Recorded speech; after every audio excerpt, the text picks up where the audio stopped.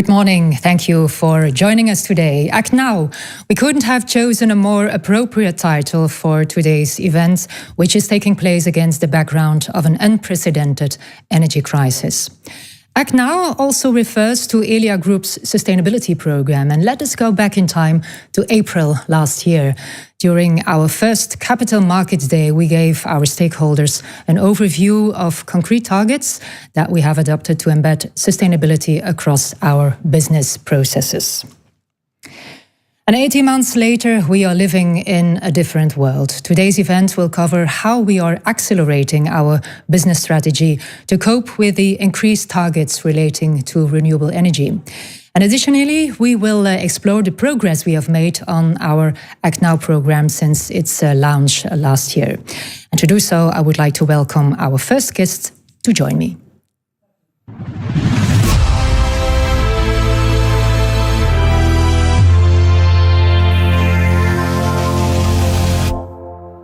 Welcome, Katrien van der Borre, CFO of Elia Group, and Chris Peter, CEO of Elia Group. Chris, could we say that the current crisis has changed our view on the energy transition? Well, it has, Marleen. So what we actually have seen over the last months is that the energy transition was already something which was very important. It was very important to work on the climate change. And so we had already a number of acceleration, but what we now have seen with the geopolitical situation there is that the energy transition is as well seen as a structural measure to make sure that we have more geopolitical independence from other countries as Europe. And so therefore we have seen that many of the targets that we had before that were first increased in the light of the more urgent needs to abate climate change, that was now has been complemented with additional targets that come from that geopolitical situation. So if we see it started with the Green Deal, then we had Fit for 55. Both were actually in the light of climate change. And then we now have the Repower Europe targets that clearly have as well an objective to make Europe more independent. Another dimension, Marleen, that we are looking at is in the way how we can accelerate from our side to make sure that this energy transition gets delivered.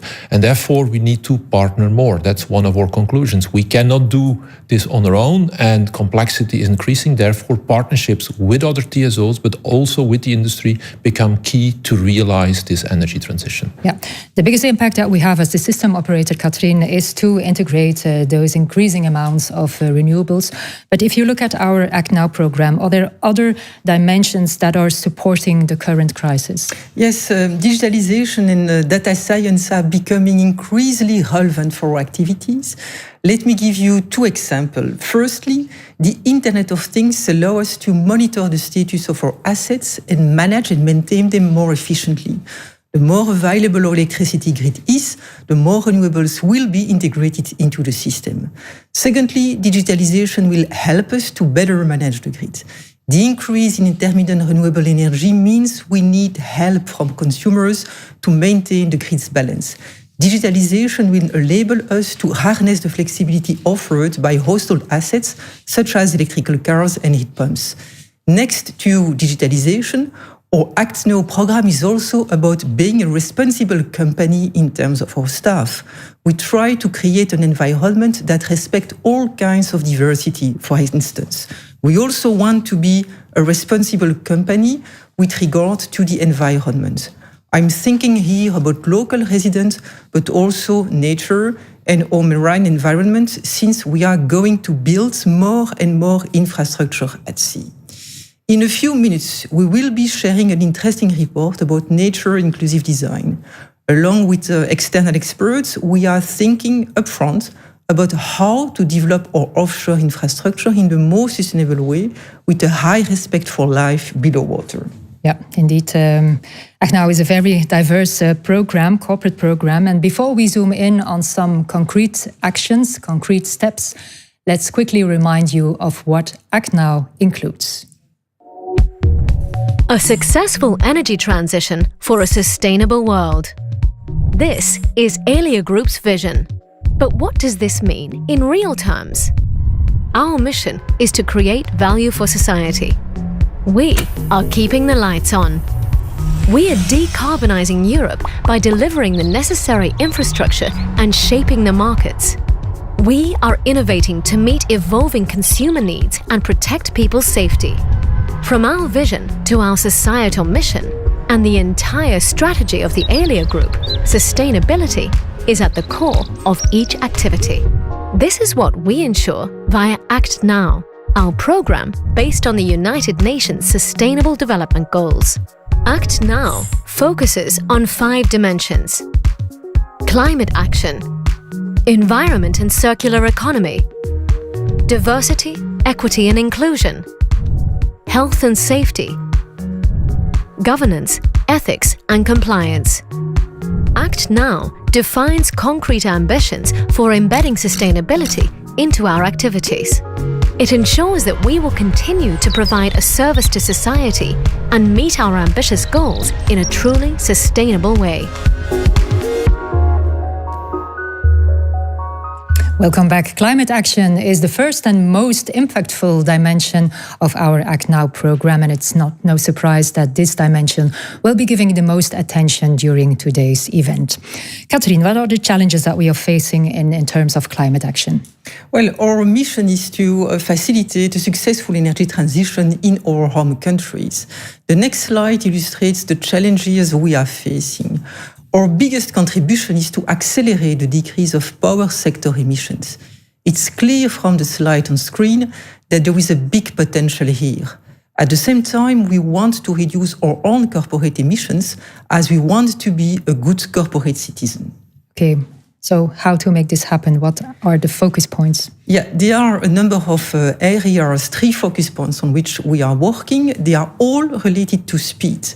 Firstly, we need to accelerate the development of our grid infrastructure. And in a moment, Christ will further elaborate this idea. Secondly, we are developing a new market design to integrate increasing volumes of renewables in our electricity system. I'm thinking here of the consumer-centric market design that we proposed last year in a vision paper. Consumers will also directly benefit from this. How? Well, they will become active partners in the energy system through the use of flexible assets like EVs or heat pumps. This will bring benefits in terms of energy prices, which is a very relevant topic in the current crisis. Finally, industry has an immediate need to decarbonize and electrify processes. Companies also want to have proof of where the green electricity is coming from.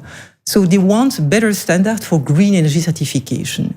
We are also working on projects in this area. Stefan Kapferer will revisit this in more detail later today. Yeah, these are the 3 focus points. It's all about speed, but also about collaboration. Last week, Elia Group and Volkswagen subsidiary Elli signed an agreement to accelerate the integration of EVs into the electricity system. Catherine, it's clear, due to electrification, we see more sector conversions, more collaboration. That's a clear trend. Yes, indeed. Electrification is indeed leading to collaborations, and collaboration comes in many forms. For example, we are part of an ecosystem like the Internet of Energy. We also organized our first hackathon last year, and a second one will come later this month in Berlin. Our startup Rialto is developing IT platforms that will allow energy players to design new applications and services. All these projects have one common goal: accessing flexibility to manage a renewable system. Mm-hmm. And the accelerating the decarbonization of the energy sector is a consequence of European policy decisions.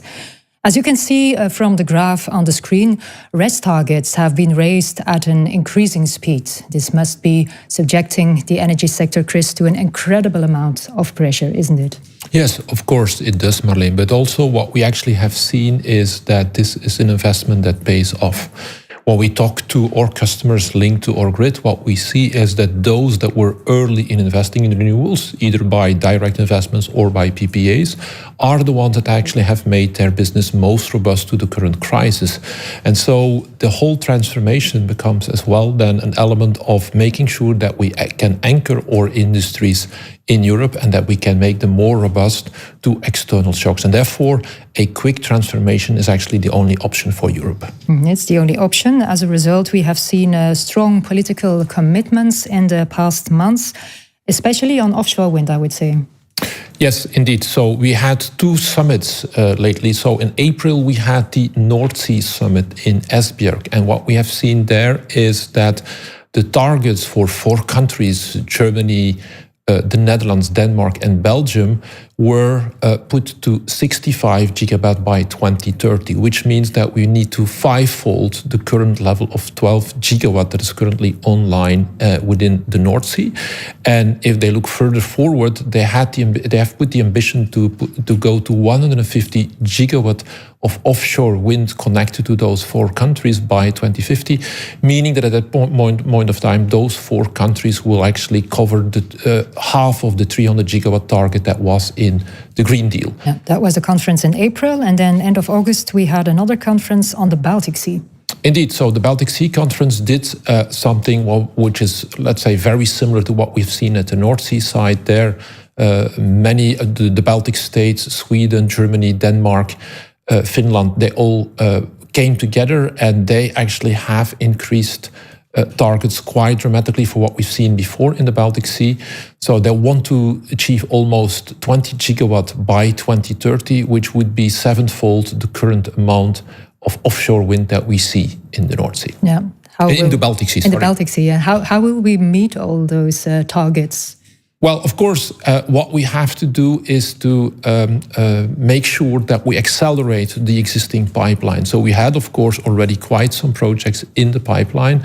And what we are doing is making sure that those that were still in a scoping phase are now becoming real projects. A good example of that is the Genneker project that has become now a firm project that will be realized in the most speedy timing that we could think for such a project.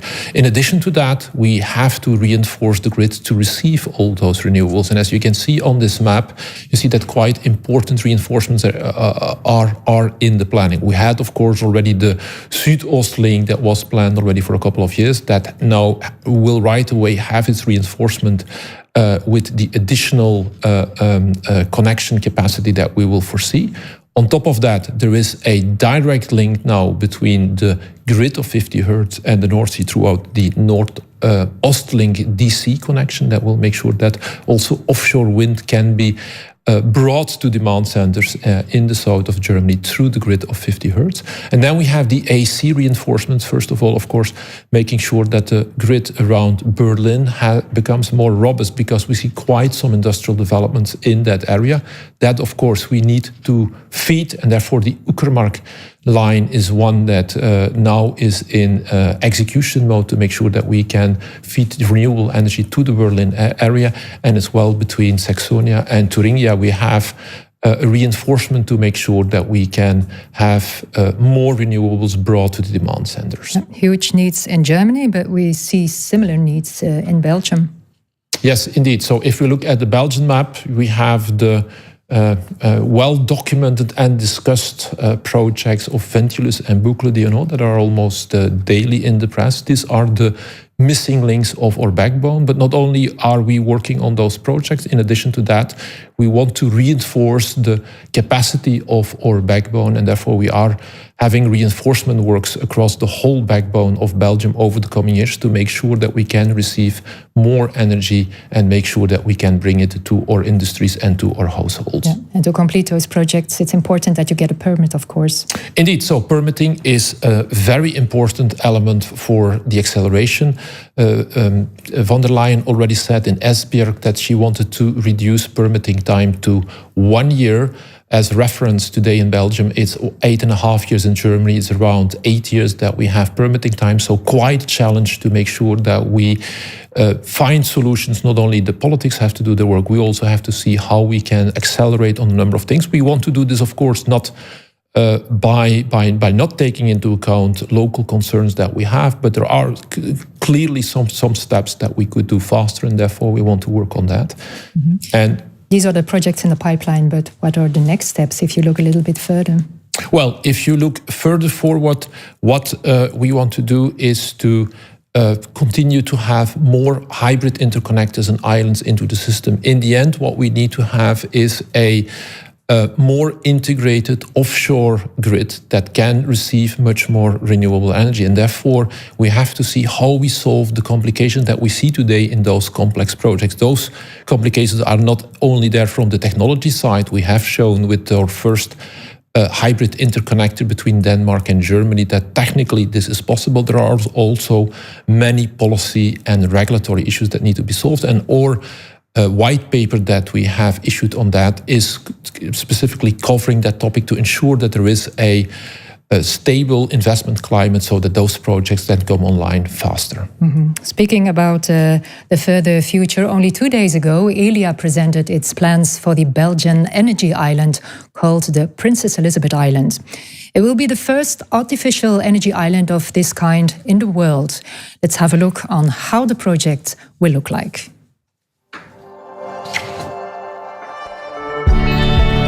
The energy sector is at a turning point. Renewable energy is crucial for reaching carbon neutrality and ensuring that our energy future will be more independent and sustainable. The Belgian North Sea will act as a giant power hub, helping the EU reach its goal of 300 gigawatts of offshore wind capacity by 2050.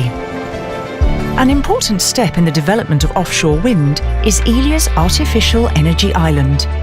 Located 45 kilometers off the Belgian coast in the Princess Elizabeth Zone, the island will be the world's first international energy hub. It will centralize all the electricity produced by wind farms in the zone. It will also be the landing point for 2 hybrid interconnectors with the UK and Denmark. These will link to other offshore wind farms in the North Sea. How will the island be constructed? The island's outer perimeter will consist of a series of concrete structures, or caissons, placed in a ring on the seabed. The area inside this will be filled with sand, and infrastructure will be constructed on top. A high wall will protect the island from strong waves, wind, rain, and flooding. Once the foundations are in place, Elia will build the infrastructure, such as a small port and helicopter deck. These will allow staff to undertake maintenance activities. Elia will next install the electrical infrastructure, including AC substations. Collecting the electricity generated by the wind farms, they will transform its voltage level, efficiently transmitting it with fewer grid losses. Some of this electricity will be transported via DC. Finally, the landing points of the interconnectors with the UK and Denmark will be constructed.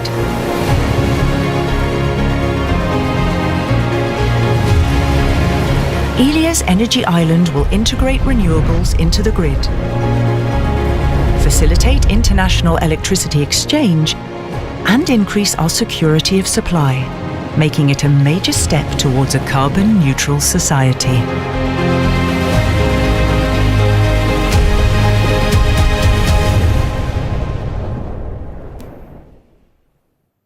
It looks like it has already been built. Chris, very nice. How will this energy island benefit to the Belgian consumers and also the European consumers? Well, so if we look at the Belgian situation, it is a situation where we have a limited maritime space, and so we need to use that space in an efficient way and also find robust ways to bring the renewable energy coming from offshore to or industries. And so an island is, for the Princess Elizabeth Zone, probably the most efficient and cost-effective way to bring this energy to shore. Secondly, if you look at Belgium, and actually the same is true for Germany, you see that we are a country that will be short energy overall, meaning that we have a very energy-intensive industry, we have a dense population, and of course feeding that with the needed energy is something that we cannot do on that limited space only. We have to interconnect to other countries, and the island is as well an effective means to connect multiple countries without that we have to continue to further reinforce the onshore grid. The onshore grid will now evolve with the evolving demand that we see onshore, and we feed in then from the North Sea the amount of energy that we need to cover demand. Mm-hmm. In Belgium, Elia is working on the Princess Elizabeth Island. 50Hertz is involved in another flagship project, the Bornholm Energy Island project.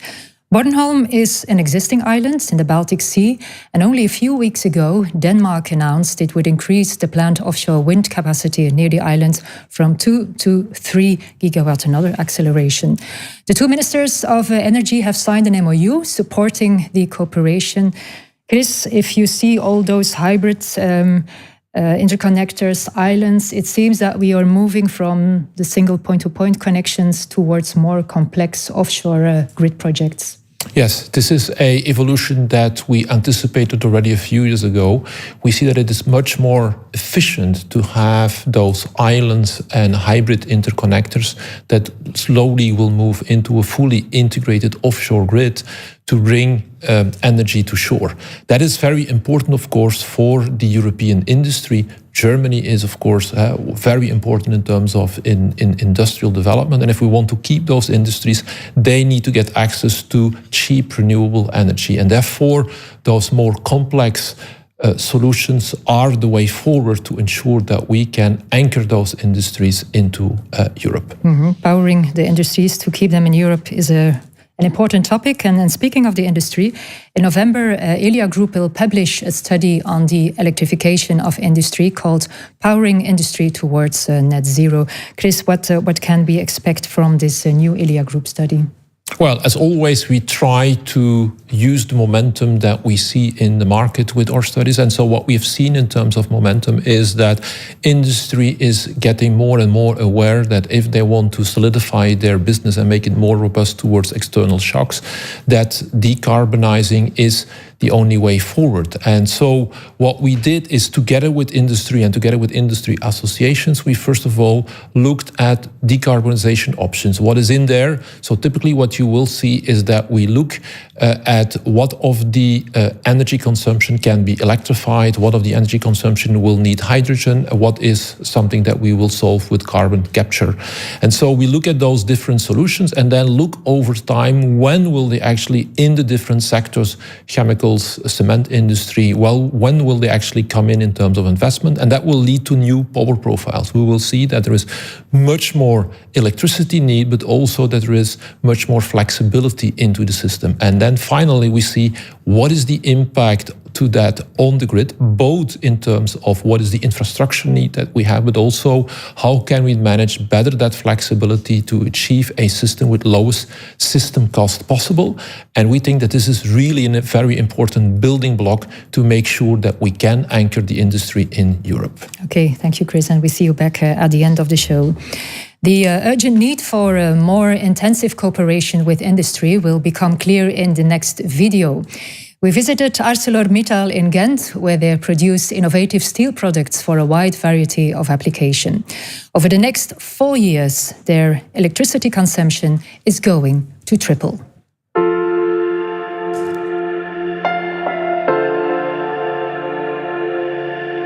As ArcelorMittal in Belgium, we are a very energy-intensive company. We are using 4 gigawatt of energy to make all the steel for Belgium. And from this 4 gigawatt of energy, 300 megawatt is electrical energy consumption. And by doing the investment of 1.1 billion euro by 2026, we will triple the use of electrical energy between now and 2026. ArcelorMittal Belgium will electrify some of its processes, and one of them is the installation of a new DRI, an electrical arc furnace, which needs a lot more electricity from the grid, so they need really a reinforcement of their connection. So that's why we work together with them to see where we need to construct these new 380 kV connection points, so our large industrial players can also connect and decarbonize. The availability and the stability of the grid is of utmost importance for us to realize our decarb roadmap, and it has even been a criterion to invest here in Belgium. So on this site here in Ghent, we will create a new substation Bakeland. It's a 380 kV substation that will be integrated in our backbone that is running here over the terrain. And it will create a lot more hosting capacity for the Ghent Harbour region and enable also the energy transition here in the area. We have a tradition of being a world top between the 10% best performing and least CO2 emitting steel producers. And it is our absolute ambition to remain to this top 10 or even to become the world reference.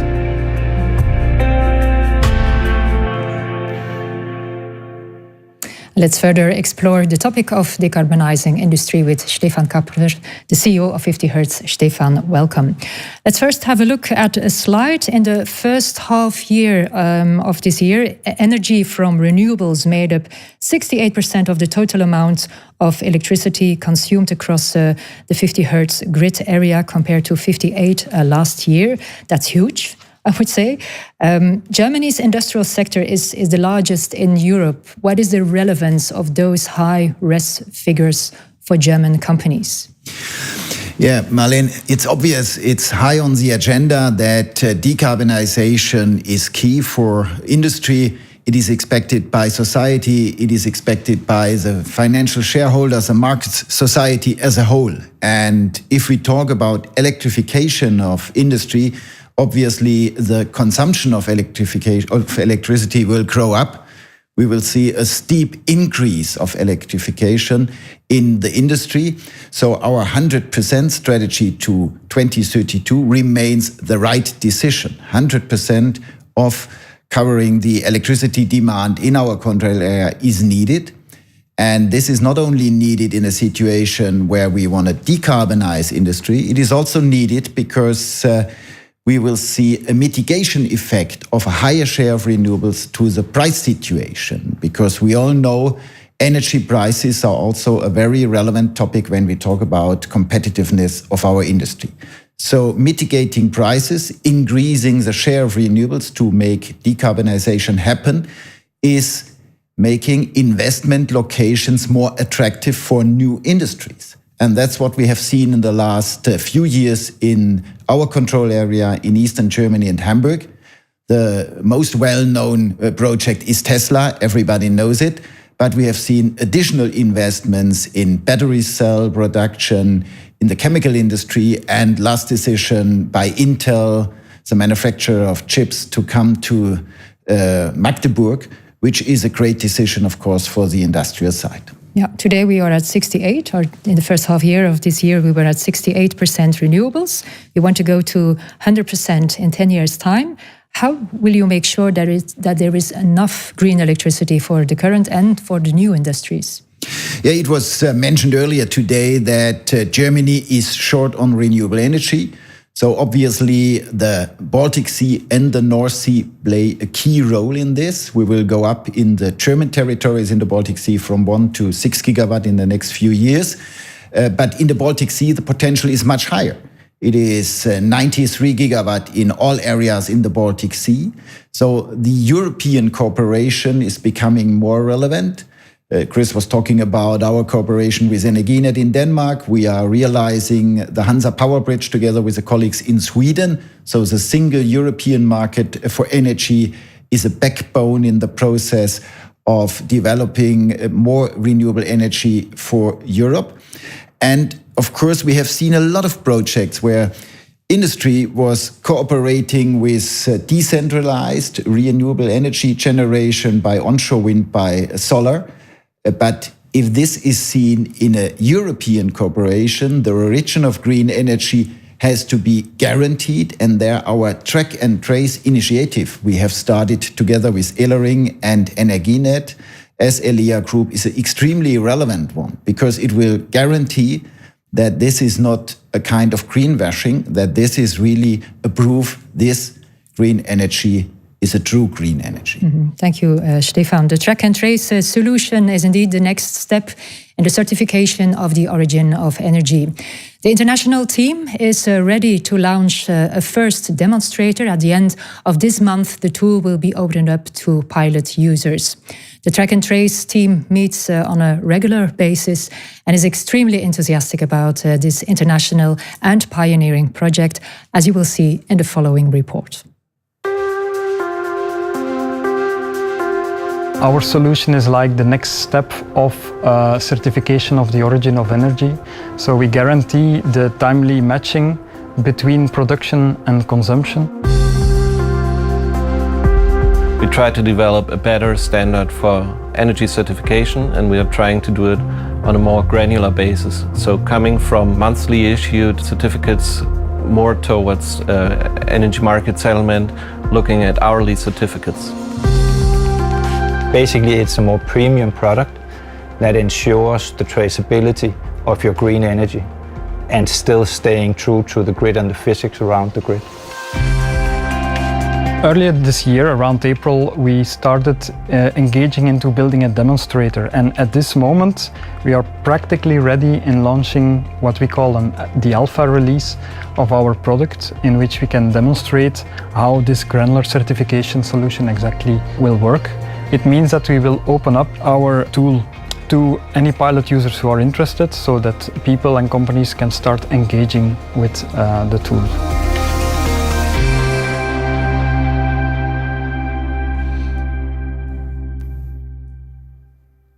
Welcome back. Climate action, the first dimension of Elia Group's ActNow program, is still our point of focus.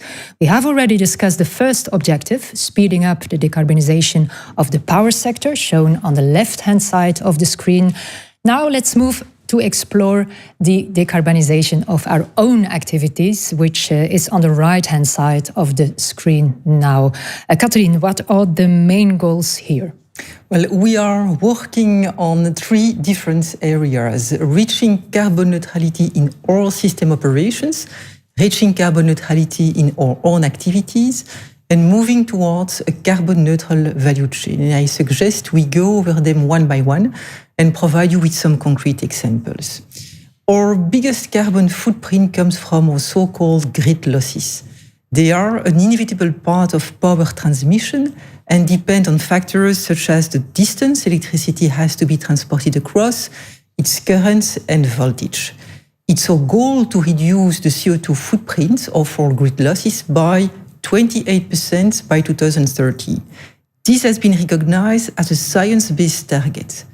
However, in the short term and due to various factors, the CO2 emissions are not reducing. As you can see on the next graph, the grid losses in the 50 years control zone have increased over the past year. Why is this the case? Firstly, as RES production is located further from consumption, the amount of losses is going up.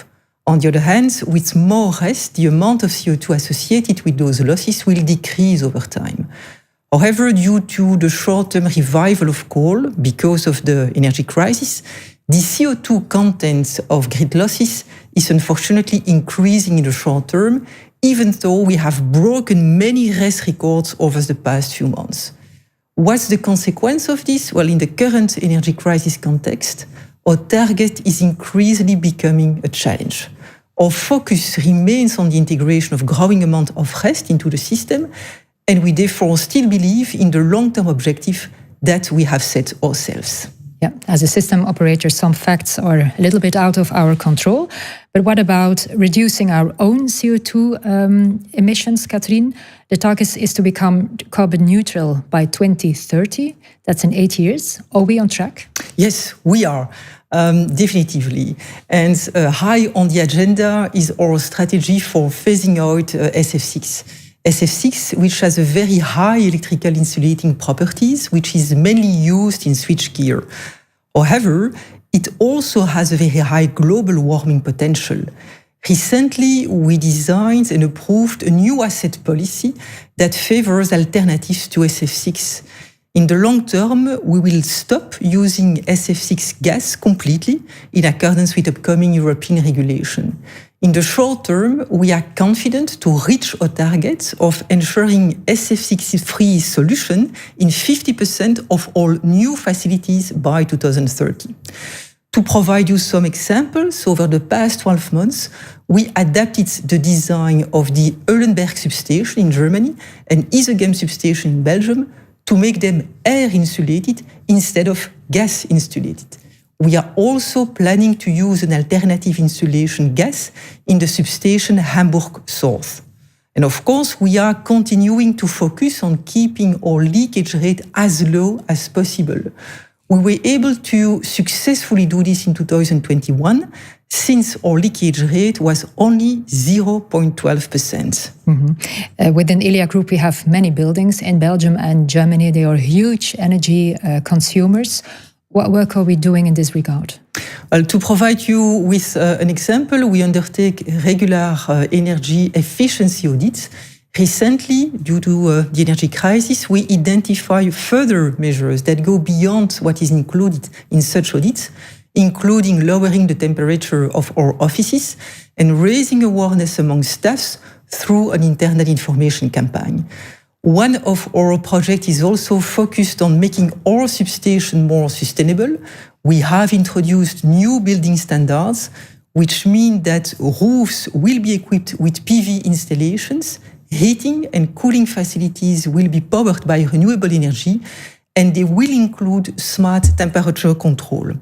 Of course, we are also continuing to renovate our existing substation buildings to further increase their efficiency. In Belgium, we have just taken the decision to install 60,000 square meters of solar panels across our premises by 2030, which will generate a peak load of 7 megawatts of energy. This energy will then be used to compensate our own consumption needs. At 50Hertz, a similar initiative is being rolled out through some pilot projects on our buildings. Okay. We talked about the buildings. What about mobility? Well, over the last 18 months, we have managed to reduce our mobility-related emissions by 25%. This is good progress, given that we set ourselves the target of reducing them by 90% by 2030. The average amount of emissions linked to our pool cars is slowly reducing. 2020 was, of course, an exceptional year due to the COVID-19. The number of cars we have went up since our company is expanding. Despite this, we consume less diesel and we have more electric and hybrid cars in our fleet. In addition to electrifying our fleet, we want to highlight two initiatives that aim to reduce these emissions even further. First, the introduction of a mobility budget in Belgium, and second, the introduction of our bike leasing program in Germany. On top of that, we are also decreasing the emissions related to our activities at sea.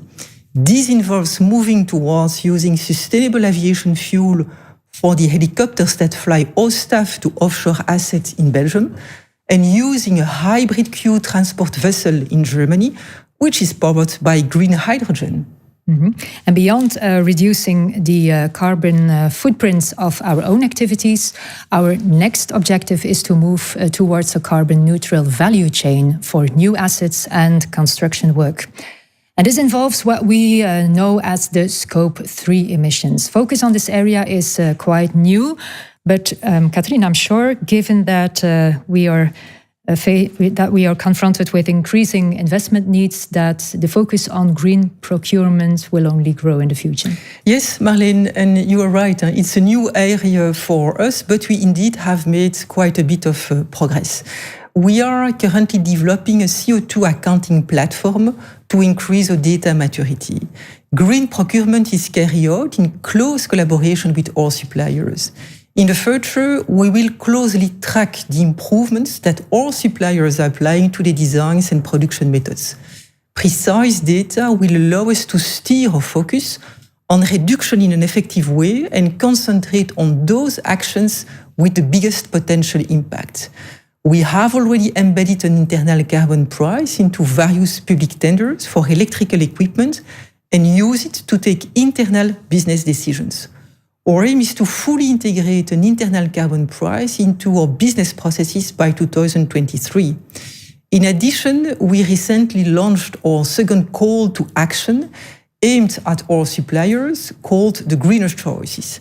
This joint initiative with 9 other European TSOs involved us asking our suppliers to come up with more sustainable products and services, as they are key partners in making our value chain more sustainable. All the projects that we have discussed so far are about climate change mitigation, but what about climate change adaptation? Last year, the worst floods Belgium had seen in decades hit the Walloon region. And during the flooding, some of our infrastructure was damaged. Catherine, how are we adapting in line with events such as this?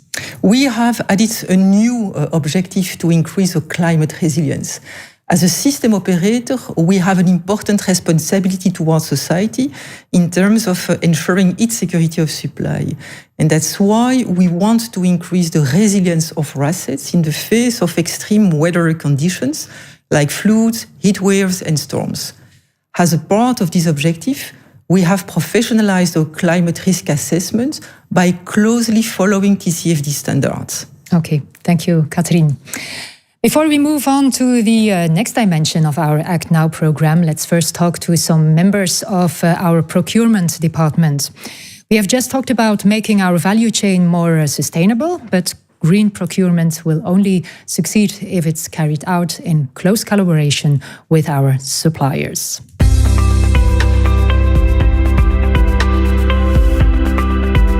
Green procurement is part of a broader program called ActNow within Elia Group, where we have to report on the emissions of the assets that we buy. So when we as Elia Group buy a product or a service, we cause a certain amount of carbon emissions, so-called embedded emissions. And an internal carbon price is a way of putting a price on these embedded emissions. So with green procurement, we want to support our suppliers in their journeys and make sure that with their sustainability efforts, they are still competitive tomorrow. And we also want to push them to go even further.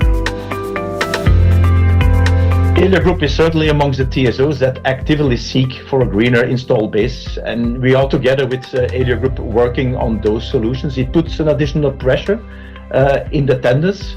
And therefore it is important to value those efforts and technologies in order to reach it. A nice example is certainly the Allegro HVDC link between Belgium and Germany, where we adapted the building of the station in a way that it fits more into the overall environment in Lixhe. We have a more rounded building, so it's not only the technical installation, but really the building itself, which has been adapted to the environment and not being a classical square box. Green procurement is also fully in line with our sustainability ambitions because we are working with our suppliers as well as with our customers really along the total value chain towards the green procurement. For example, we are developing a switchgear which is the next generation without a gas called SF6, which has a high global warming potential, but it is also as compact and light as possible, so minimization of steel and other materials, so that we can use a full sustainability optimized switchgear approach.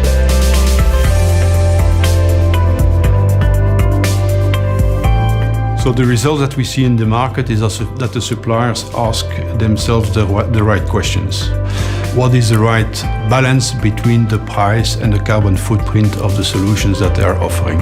So I think we're moving in the right direction and we try to be a front runner in the field, but we also try to align with our European peers to really push for more legislation and standardization, which is really important.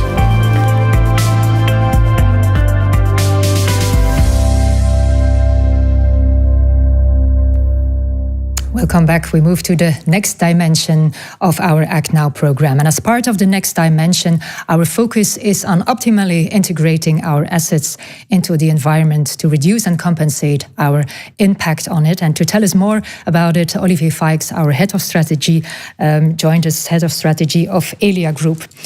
Olivier, considering the environment, I think it's really a key part of our ActNow program, isn't it? Indeed, Marlene, we put a lot of effort into working on this second dimension. As a system operator, we are well aware that grid development has a high impact on landscape, fauna and flora. On the positive side, we also see opportunities. Along every grid reinforcement projects we undertake, we are working on the implementation of various measures that can have a positive impact on ecosystems and biodiversity, most of the time together with local stakeholders and environmental experts. Yeah, that's our mission, that's our ambition. But let's make it more concrete. In Belgium, Elia, for instance, works with NGOs to limit the impact of its infrastructure on the environment and birds in particular. Only last week, Elia adopted a new method to install bird markers across its high voltage lines. And Olivier, was quite special. For the first time, we used drones for this. Yeah, this was a first for Belgium because previously we have only used drones to undertake visual inspection of our overhead lines. Thanks to changes in European regulation, we are now able to also use drones to install bird markers along our lines. These markers reduce the probability of bird collisions by up to 95%, meaning they have a very big positive impact. We are working with scientists and NGOs to identify the most critical lines in terms of preventing harm to birds. And we are making good progress here as well. On a group level, we want to have bird markers installed along 600 kilometers of overhead lines by 2030. And today, we have reached already a coverage of 61% of those lines in critical areas. Yeah, Elia Group has a very extensive power grid, more than 19,000 kilometers of cables and headlines. Our infrastructure crosses, of course, natural areas and forests. Olivier, how do we manage the management of the grid corridors? Here as well, things go forward. We have developed our ecological corridor management plan for the lines that pass through forests. Whilst ensuring that our grid can be safely operated, we also minimize our interventions so that natural habitats can once again flourish there. By 2030, Elia and 50 Hertz will both manage 90% of all forest corridors in a way that supports biodiversity. Today, we manage already 79% of all those forest corridors in this manner. Another important achievement is that we will ban the use of all herbicides from the sites in Belgium and Germany by the end of this year. Mm-hmm. The efficient use of materials has also become a very relevant topic. Olivier, how far are we in terms of the circular economy? Today, we have almost reached 100% recycling rate for our transformers and pylons. This is motivating us to investigate how to increase also our recycling rates for all other assets. We are exploring, for example, the use of 3D printing to increase the lifetime of our assets. For new assets, circularity and eco-design are becoming increasingly important in our decision-making process. Yeah. We dedicate a lot of time and money to sustainability. Do we know, Olivier, how the outside world is looking at our projects? Have we made, for instance, progress in gaining ISO certifications? Our ISO certification processes, both at 50 Hertz and Elia, are well on the way. 50 Hertz is expected to receive its certification as planned at the end of this year. And due to some partial internal constraints on IT, we have taken the decision to postpone by 1 year the certification of Elia to 2024. Mm-hmm.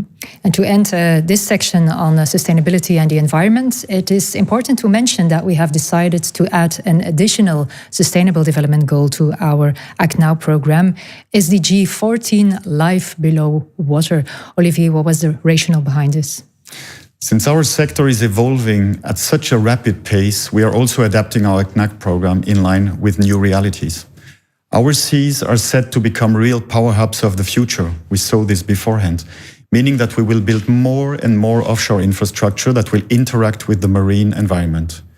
Based on our past experience with activities to limit the impact of our offshore connections and platforms, we are now putting more emphasis on developing our projects in order to strengthen biodiversity in the North and the Baltic Sea.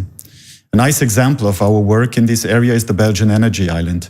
As we design and construct this island, we're going beyond just minimizing the impact of our activities on the marine system. We have adopted an approach that we call nature-inclusive design. Along with a group of nature and conservation experts, we are currently working on designing the island in such a way that it will have positive effects on flora and fauna and encourage habitats to flourish. Okay, thank you, Olivier, for taking us through that. Before we move on to the next dimension of our sustainability program, we will go out to sea. How does our offshore infrastructure impact the marine environments we work in today, and what additional efforts can we adopt in the interest of biodiversity and habitat creation?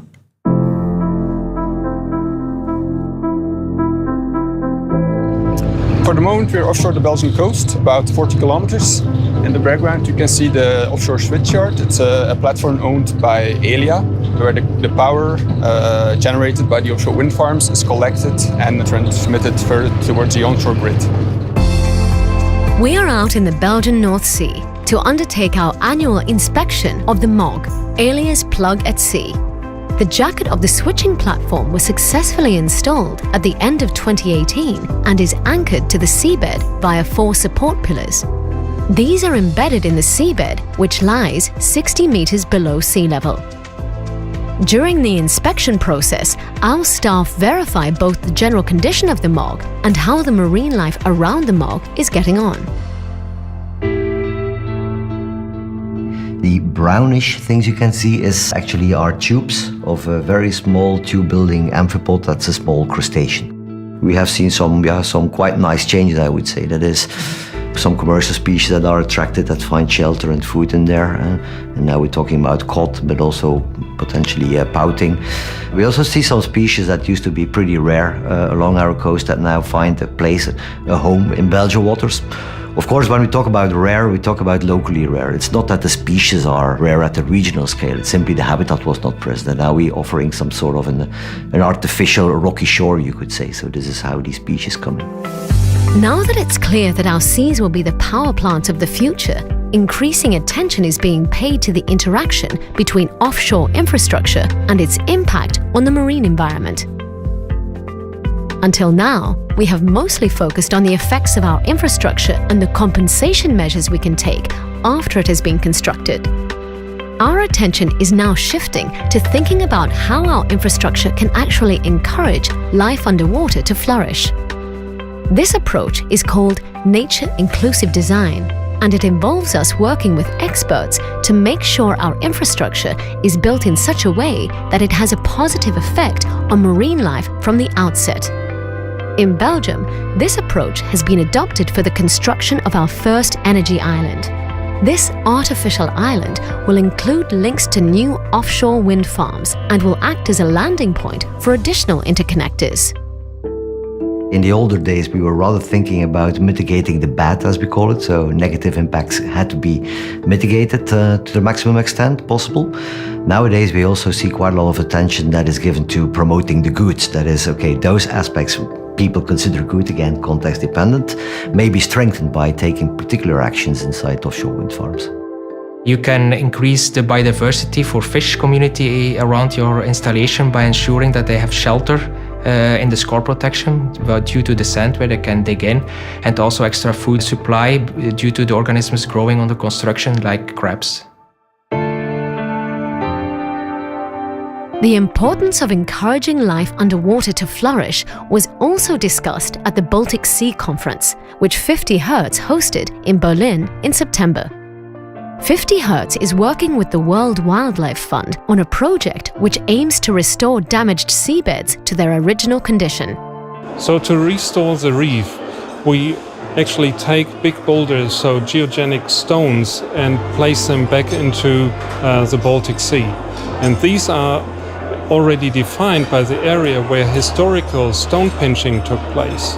So basically what we need is these stones back into place, and therefore the ecosystem of the reef can restore at this very place. The use of offshore infrastructure for multiple purposes is also being considered. Offshore electricity infrastructure can be combined with sea farming activities, for example. There's lots of space. You can use that to produce fish, to produce algae, to produce mussel, and do high protein stuff, or also produce very special ingredients that then can be used in the formation of other products that are onshore needed, but produced offshore, far away, out of the way, in protected areas. The sea hasn't revealed all its secrets yet, but through smart design, climate action can be linked to biodiversity. This beneficial approach is one we at Elia Group fully support.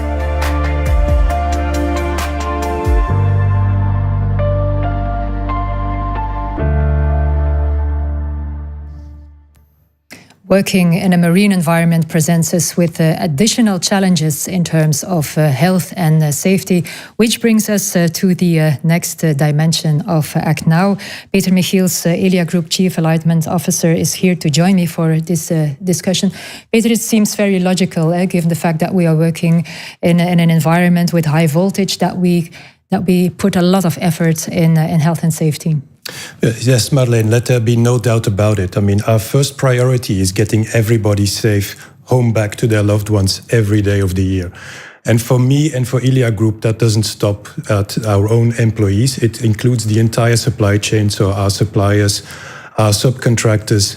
And for those reasons, we have geared up our Safety for Contractor initiative for the next years. Yeah, we geared it up because we see future challenges. What are these challenges?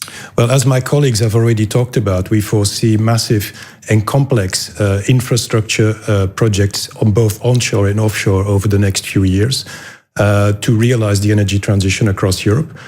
All of that being done in a tight market, both for labor, talent, but also for materials. So we should anticipate that quite a lot of people working on our work sites will be less experienced than we have had in the past few years. Therefore, we need to be anticipating and preparing proactively together with those partners to have the best possible safety performance we can foresee. Yeah, we work on safe places for people to work. What about the well-being at work? Yes, well-being is another critical element. I think in the current circumstances where people are under a lot of stress due to what is happening in the world, but also what is happening at work. Let's not forget that after the corona periods, we are now working in hybrid mode. So lots of people are going to be working remote, where other colleagues are going to be working in the office. This is quite new and will present additional challenges to our employees. Yeah. So to meet our high ambitions, I think we need to have fit and healthy employees, which brings us to the well-being programs that we are. Yeah, and one KPI is the health rate. Do we have figures on this? Yes, the health rate is the reverse actually of the absenteeism rate. So it presents a percentage point of how active the workforce is. So currently we are at 96%, which is quite good. Last year we were at 97%. Which all looks quite good, but it also proves that you should always anticipate that something can happen. And unfortunately, something did happen with one of our subcontractors in the last few weeks, where we had a fatal accident with one of the cable pulling works in one of the tunnels underneath Berlin. This is actually quite a shock to us, because despite all the measures we are taking proactively, you realize that these things can still happen. And of course, we offer our deepest condolences and sympathy to the family, but also to the people that were with those teams while the incident happened. And we've provided substantive psychological and personal support to everybody involved. At the same time, of course, it makes us realize that there is always lessons learned from these incidents. And therefore, we have an active messaging system across the group to make sure that whenever something happens, people are immediately informed and we can make the right measures to mitigate. Yeah, okay, let's have a look now at the KPIs for safety. Where are we today? Well, with safety, and this is the total recordable injury rate, we are at 5.8, which is quite good and below our target of 6.5. However, of course, if we would include contractors, that would be higher, which brings me to the next point, which is that we have the ambition at Elia Group to go for total safety performance across the entire supply chain. So we set ourselves a target to improve the total recordable injury rate, including contractors, by 2.5% each year. So that is a clear commitment we have made. Yeah. You already mentioned, Peter, the tight labor market. How can we attract the right talents? And that brings us, of course, to the next dimension, diversity, equity, and inclusion. How can we ensure that we get the people that we need? Yeah, it's a very relevant question.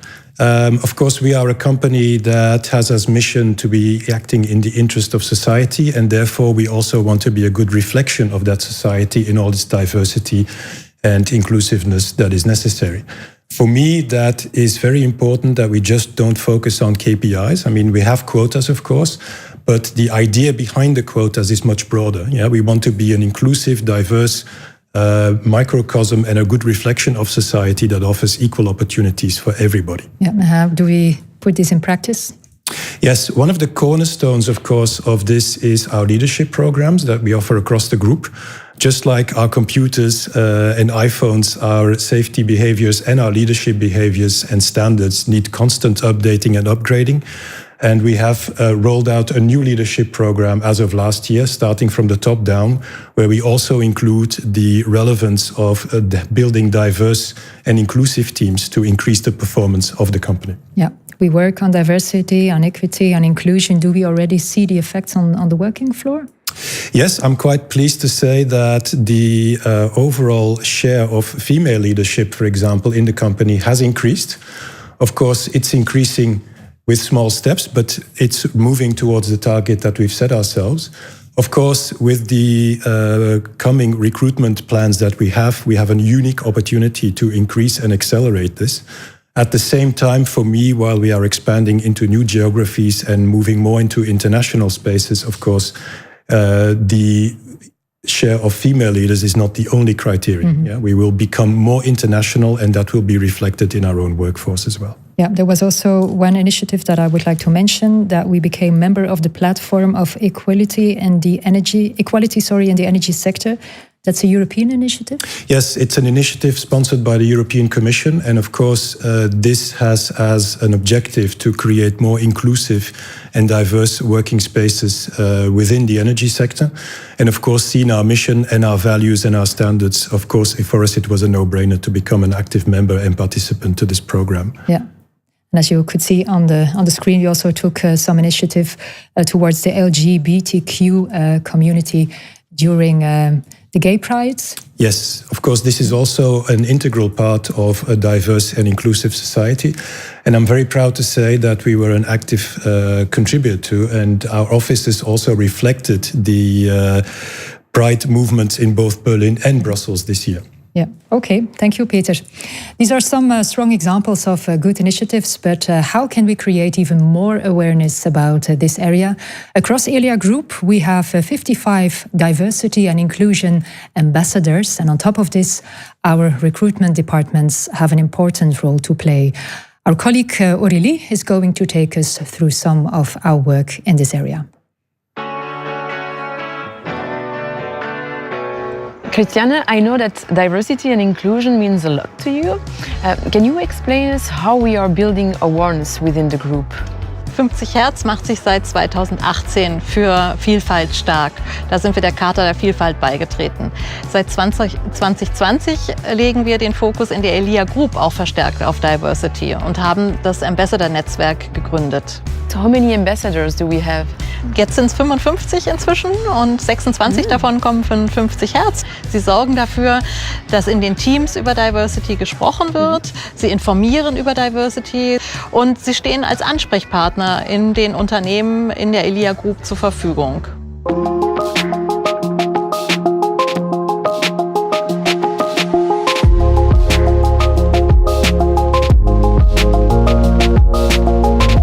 So the recruitment team has a key role when it comes to diversity and inclusion. What are the attention points in the recruitment process? Das beginnt schon allein, wenn wir die Stelle aufnehmen. Welche Qualifikationen braucht der Kandidat? Muss es immer ein Masterabschluss sein? Wir wollen uns auf unterschiedliche Bildungshintergründe konzentrieren. Die Energiewende braucht hochkomplexe technische Lösungen und dafür brauchen wir kreative Köpfe und dafür brauchen wir eine diverse Belegschaft. You can see that when you have diverse teams, that companies are 3 times more likely to be innovative in their segment. So it's important. And when you see for applicants, it's important if there is diversity or not. It's really an element in their process when they're thinking of applying or not.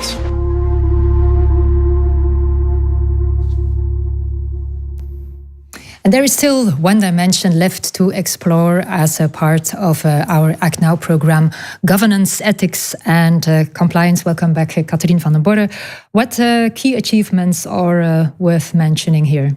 Well, one important aspect to mention is that Elia Group has started adopting an integrating approach in its annual report. So it means that we have evolved from a model which used to present what we had achieved during the previous year to a model under which we assess and we communicate our strategy, our governance, and our performance create value for our stakeholders in the short, medium, and long term.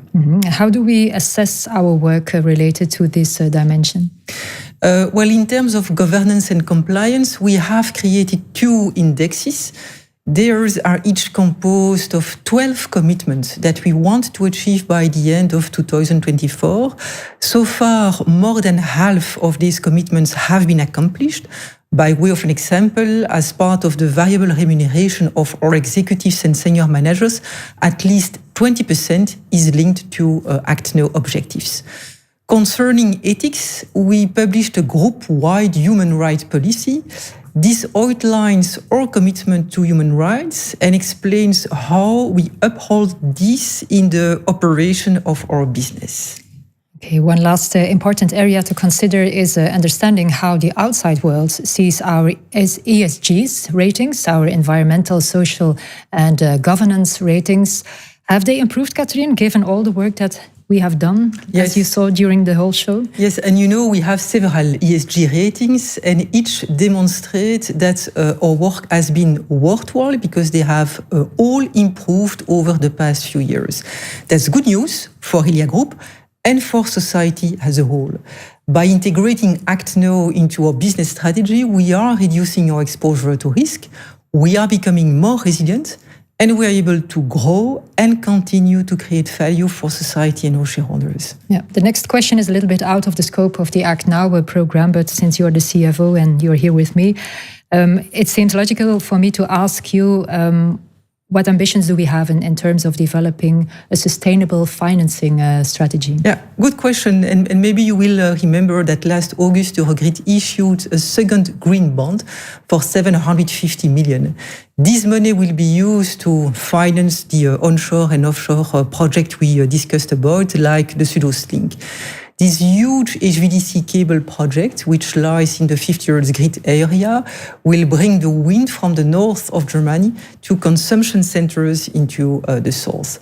Once operational, the SüdOstLink will significantly increase the integration and transmission of renewable energy, which is in line with the European Action Plan on Climate Change.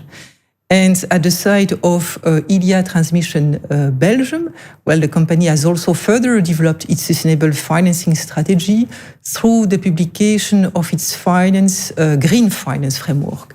This document describes how Elia is gearing its investment towards projects with clear environmental benefits. To finance our grid infrastructure, both Elia and Eurogrid will access the debt capital market in the future, and this will most likely take or continue to take the form of green bonds or sustainability-linked instruments. Yeah, and given the acceleration of the energy transition, I'm sure that we will be knocking regularly on the door of the capital markets. Thank you, Catherine, for your insights. Ladies and gentlemen, as today's event has shown us, sustainability involves many different facets. We gave you a broad overview of all the initiatives across the group, the big picture, and I leave the final word to you, Chris Peters. If people would leave this live stream, what message should they keep in mind? Well, first of all, Marleen, I would say I hope that they have together with us seen that it's a very broad program with a lot of emphasis, of course, on climate action, because climate action is, of course, at the center of what we do. And I can say I'm quite proud when I see how much has been realized, but also humble when I see how much we still have to realize, especially if we see what we need to realize in a very complex and changing context. But I would say as a final message, we as Elia Group, we are committed to make sustainability part of everything that we do. Okay, thank you, Chris. And with those words, ladies and gentlemen, we have reached the end of this event. We hope you enjoyed the update that we gave you about our business strategy and our ActNow program. If you want to delve into our ActNow program in more detail, you can always visit our website. Today's broadcast will be published later today.